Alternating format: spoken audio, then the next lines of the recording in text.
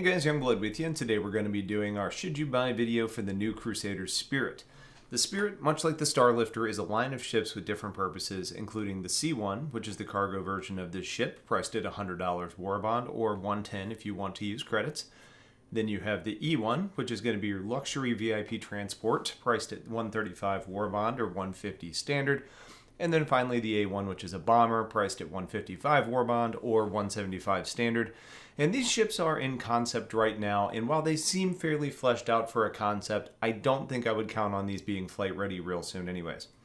Design-wise, the ship looks fantastic. It's almost a little Crusader and a little bit of anvil, and the ship has a really nice design that I think is familiar by retaining some of the expected brand aspects from Crusader while having a unique aspect to it as well.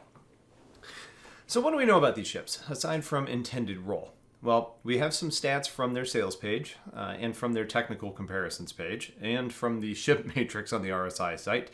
And I hate to say it, but none of them really match up. So the information here is all caveated with the statement that knowing exactly if something is different or not is an educated guess at best, and one that I'll try and call out as we go through it. But since they are, built on the same chassis, it probably makes sense to share what these ships all have in common. Dimensions-wise, the Spirits are 35 meters long, 25 meters wide, and 15 meters tall, so it's basically a cuddy-sized ship. All three variants have one size 2 power plant, quantum drive fuel tank, and quantum fuel tank. They also have one size 2 shield, cooler, emitter, grav generator, fuel intake, battery, life support, computers, radar, and scanners. So you can see a few new items there that are being included on the stats page, which is nice to see that things are getting more fleshed out. The engine design is very Crusader-like, with 2 main thrusters that actually look to be comprised of several smaller engines, with 2 retro thrusters and 8 maneuvering thrusters. That's a pretty low number of mass, so I'm hoping that they're bigger in size or they're just very well placed. Otherwise, this ship may really suffer in maneuverability, which I wouldn't necessarily say maneuverability is a key component of Crusader vessels. It's more about straight line speed, so that probably is going to be about what you should expect. Diving more into the specific differences, we're going to start with the cargo variant. The C1 is a 2-person craft, and like all of the Spirit ships, it has a pretty wide ramp on the back of the ship for cargo loading, or in the case of this ship, also for the purpose of loading a vehicle if you should see fit to do so in sacrifice cargo space. We don't have internal specs on sizing yet to know what can fit, but I would have to assume that it's going to be one of the very first questions that's asked on the Q&A post that should probably come out in a few days. My assumption here is that we would be getting pretty close to something like doing like for like on a Cutlass. So probably something up to about a Cyclone or an STV, but not getting into Ursa size. And the reason that I'm comparing it to the Cutlass is that they both carry 48 SCU of cargo, and when you look at the pricing, it's a literal direct competitor to the Cutlass. If you compare the Freelancer and the Cutlass, you have 2 generalist ships, with the Cuddy being more nimble and tanky in the hull and a little better suited for a fight. But then you have the 2 shields on the Freelancer and carrying more cargo, which makes it a little bit better at kind of just defending itself and running away. Considering the same SCU, shield options, and price, I think we're really just looking at the Cutlass with better styling. And that may just be a little bit subjective, but that's how I kind of can see the C1 here. I would guess that if things follow the design balance for gameplay, the Cutlass will be more agile, while the C1 will have better acceleration and be faster in a straight line. My best guess on the weapons on the C1, based on the mixed information available, is 2 size 2 weapons on the wings, which is stated to be fixed weapons, but it's a size 3 hardpoint. So I would think that those would actually be 2 gimbaled size 2s by default, and 2 size 2 guns on the nose turret, which would all be pilot-controlled weapons. From a missile perspective, I think it reads like it has 2 racks with size 4 missiles and maybe 8 total size 4 missiles on this variant. If that's the case, those are damn near small torpedoes and nice to have on the ship.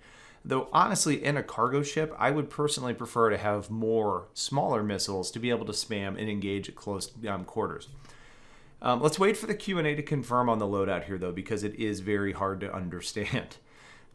While the other models all have a remote turret on the top back of the ship, the C1 comes with a tractor beam that appears to be on the turret rails, But that's designed to pull cargo from space in a timely manner, probably from the cockpit passenger seat in a remote turret capacity.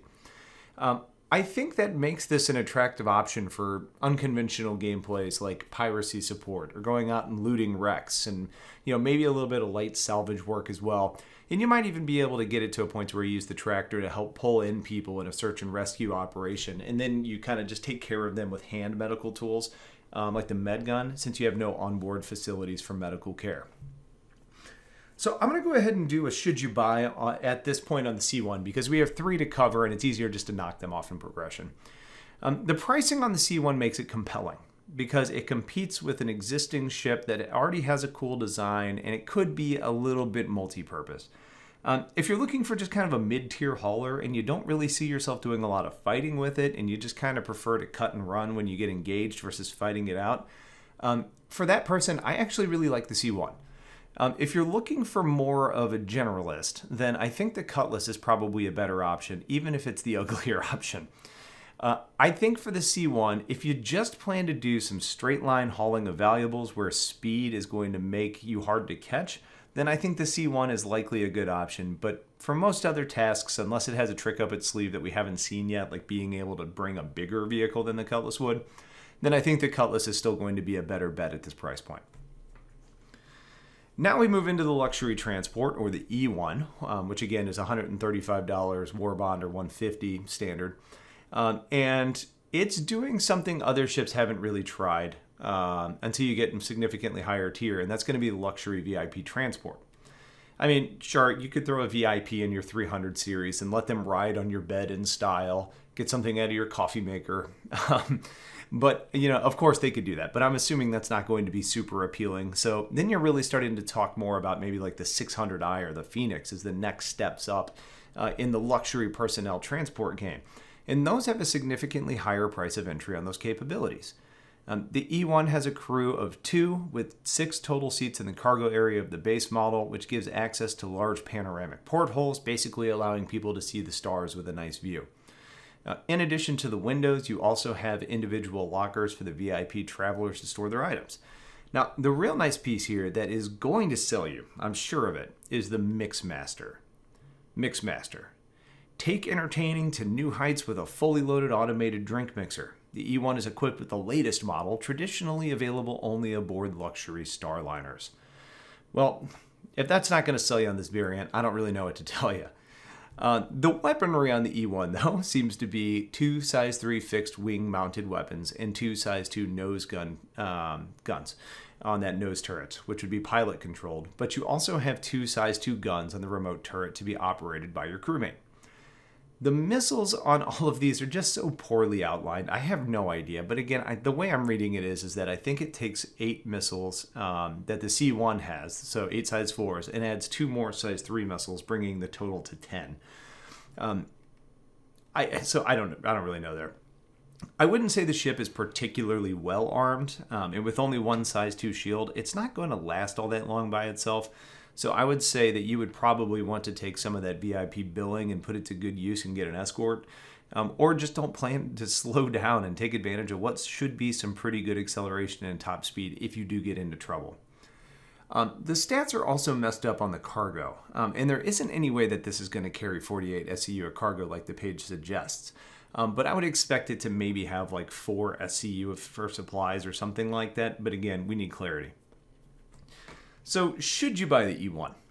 I mean, for the role, if this is something you're wanting to do, think like small chartered flights, like an FBO private flight, then I think this ship's pretty appealing. The size of the ship, though, the quantum tanks, I do have some doubts about the desirability to get on a smaller ship when going long distances. Is a luxury trip on a ship that's going to have to stop at filthy truck stops along the way constantly, is that really that appealing? I mean, probably not. So will that impact your ability to earn on the ship? Do NPCs even think like that? We just don't really know yet. There is some guessing on how profitable this loop will be anyway, so that's a big question, but all gameplay loops have to have an opportunity to be profitable, so I don't think that's a huge concern. But with all of that in mind, if you're wanting to play this type of gameplay and you want to experiment, you don't really want to invest a lot, it's kind of hard to argue with the ship at the price point for a low-risk price of entry. I actually think that the E1 is kind of a no-brainer for somebody that wants a personnel transport, as long as you understand that you're lacking a lot of the stuff that the larger options bring, like longer distance between refueling, ability to carry a rover or a snub, medical facilities, beds, etc. There's just a lot missing on a ship of this size.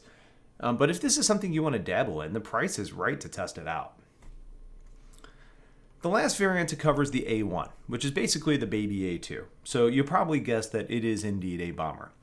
Now, this version of the Spirit comes with a bespoke bomb bay in the cargo area with a total of 10 bombs that are able to be deployed from beneath the ship. The bomb hardware is called the chaplet rig, which is really just daisy chaining bombs together. And my assumption is that you're going to be able to pick somewhere between 1 and 10 of them to drop in a row, allowing you to be able to hopefully determine how much force you're unleashing. But what I like about this is the potential ability to continue bombing and keep an area locked down while, just going bomb by bomb by bomb over time.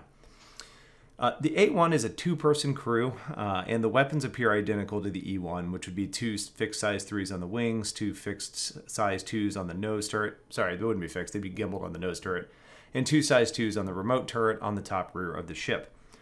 The turrets on all of these appear to be on rails, similar to the Scorpius, so whether that means you can end up flipping and shooting under the ship is TBD. It wasn't called out, so I kind of doubt it, but it is something to look for when we get more information. I believe you also have the 8 size 4 missiles on this that come on the C1, but that, again, still needs clarification. So should you buy the A1? I think it's a no-brainer for me, and I melted my saber for this ship. Partially because I wanted a bomber that wasn't the Retaliator, and I can't afford the A2. I also just wanted the Spirit, and the A1 was the one that was kind of filling a gap in my fleet where I didn't really have that need with the others. I do have questions, though, mainly about the payload difference between the A2 and the A1. For example, take a little journey with me. Since we know these values better, let's compare the Retaliator size 9 torpedo, which does 400,000 damage per torp, to a Stalker 5 torpedo, which does 17,000 damage. The size 9 is 23.5 times stronger than the size 5. So if we work backwards, we know the Colossus Moab does about 568,000 in damage. So if we take that and use the same multiplier but move it backwards, we would have size 5 bombs that do around 24,000 damage. And since you have 10 of those bombs, your total damage output on the Spirit would be 241,000 in damage, which is less than half of a singular Moab bomb. So those numbers are clearly a conceptual assessment of, in-game things. So don't take that as a hard fact, but I do think it is important to not be expecting, the $150 A1 to compete with a $750 A2, because it's just not going to do that. Another area of concern is the durability of the ship. I don't think it's stealth by design. I think those bombs are going to light up like a candle. So you're going to be seen coming in. You also don't have the shield strength of the A2 or the hull durability or the turrets to keep you safe. So you're not going to really be, invulnerable like sometimes the A2 feels like. So it's going to be critical to choose good approaches and times to commence your bombing runs. All of that being said, it doesn't really matter. I mean, even the A2 can get knocked down by a ballista that's well placed. So strategy is always going to play, and just making sure you're using the good timing and good decisions is going to make all the difference in the world. But at the price point, if you want a bomber, it's really the only option, and it feels reasonably priced. So it gets definitely a seal of approval from me. Overall, I'm a huge Crusader fanboy, so the design here was super appealing to me, and I felt the pricing was pretty fair overall. Quick summary for me here would be that the C1 is a good cargo vessel, but I would favor the Cutlass over this for most people. The E1 is a nice craft that lacks amenities, so unless you're looking for something fun for your friends or you just want to dabble in the VIP transport without spending a lot, it's probably not for most people either. The A1 fits a gap that a lot of people wanted, which was a bomber at a reasonable price point. So until we get cluster bombs on the Retaliator, it's really the only other option that you have, and it will continue to keep Jumptown unsafe. So that's basically it for this video. If you have questions, get them in the comments. Otherwise, thanks for watching. Have yourselves a wonderful day, and take care.